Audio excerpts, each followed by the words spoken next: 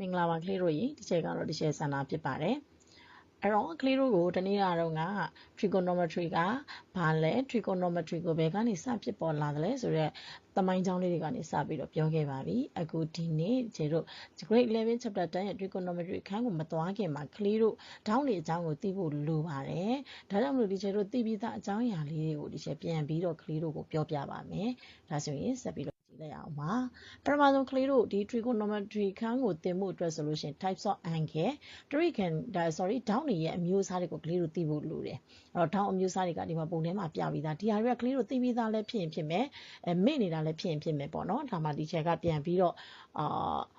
record ပြန်ခေါ်ပြီးတာပေါ့အဲ့တော့ပထမဆုံးအကျု angle ကိုသိရမယ်အကျု angle ဆိုတာဘာလို့လဲဆိုလို့ရှိရင်90အောက်ကိုငယ်တဲ့ဒေါင်းတွေကိုအကျု angle လို့ခေါ်တယ်အဲ့တော့ဒေါင်းဆိုတာကတော့ကလေးတို့အနားနှစ်ဖက်နဲ့အနားနှစ်ဖက်စုံသွားတဲ့မြင်းဖြောင်းနှစ်ကြောင်းစုံသွားတဲ့နေရာလေးမှာဒေါင်းလေးဖြစ်လာတယ်corner ဒေါင်းလေးဖြစ်လာတယ်အဲ့ဒါကိုပဲကျွန်တော်က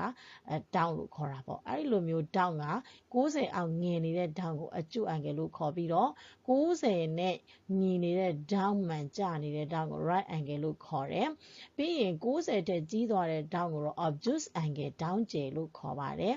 ပြီးရင်အဲ့ဒီဒေါင်းဒီမြင်းဖြောင်းလိုပုံစံဖြစ်သွားရင်ကြတော့သူ့ကိုကျွန်တော်တို့ဒီ straight angle လို့ခေါ်ပါတယ်ပြီးရင်နောက်တစ်ခုကဒီ circle ထဲမှာဒီလိုမျိုးဥစ္စာကိုတပတ်လဲသွားပြီပေါ့နော်သူကတပတ်လဲသွားတဲ့ဒေါင်းကိုကြတော့ကျွန်တော်က complete angle 360 degree လို့ပြောတယ်ပြီးရင် reflect angle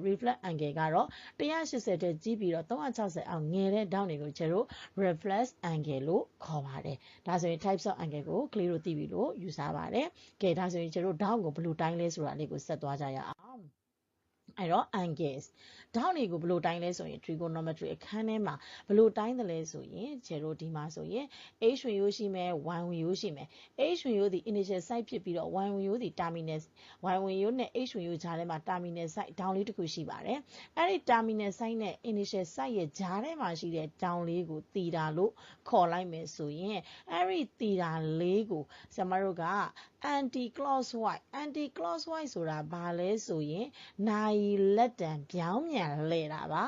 နိုင်လက်တံပြောင်းပြန်လှည့်တဲ့အခါမှာခြေတို့ကသူ့ရဲ့ဒေါင်းတံမိုးသည် positive ထွက်ပါတယ် positive ပါဒေါင်းတံမိုး plus ပါဟုတ်ပြီနော်ကဲအဲ့ဒါကိုမှဒီမှာဆိုရင် initial site h ဝင်ရိုးနဲ့ terminal site ရဲ့ကြားထဲမှာလဲလိုက်ပြီးအောက်ကိုလဲလာတဲ့အခါမှာဘယ်လိုဖြစ်သွားလဲဆိုတော့ clockwise အတိုင်းလဲတယ် clockwise ဆိုတာဘာလဲဆိုရင်ကျတို့နိုင်လက်တံအတိုင်းပါနိုင်လက်တံအတိုင်းလဲတဲ့အခါမှာသူ့ကိုဒေါင်းဒီ negative အနှုတ်တံမိုးထွက်တယ်လို့ကလေးတို့ကသိရပါမယ်ဒါဆိုရင် initial site ဆိုတာဘယ်ဝင်ရိုးပေါ်မှာရှိတယ်လဲလို့ပြောရင် h ဝင်ရိုးပေါ်မှာရှိပါတယ် initial site ဒီ terminal site အဲ့တော့ h ဝင်ရိုးနဲ့ terminal site ကြားထဲမှာရှိတဲ့ဒေါင်းကိုပဲကျွန်တော်တို့ကသီတာလို့သတ်မှတ်ပြီးတော့ basic အကျု angle အနေနဲ့တွေ့ရမှာပါဟုတ်ပြီနော်ဒါဆိုရင်ဒီနေ့အတွက်ဒေါင်းလေးနှစ်ခုကိုကလေးတို့သိသွားပြီလို့ထင်ပါတယ်ဒေါင်းကိုအသုံးပြုတာလေးကိုသိသွားပြီလို့ဒီချက်ထင်ပါတယ်ကဲဒါဆိုရင်နောက်ထပ်တစ်ခုဆက်ကြည့်လိုက်ရအောင်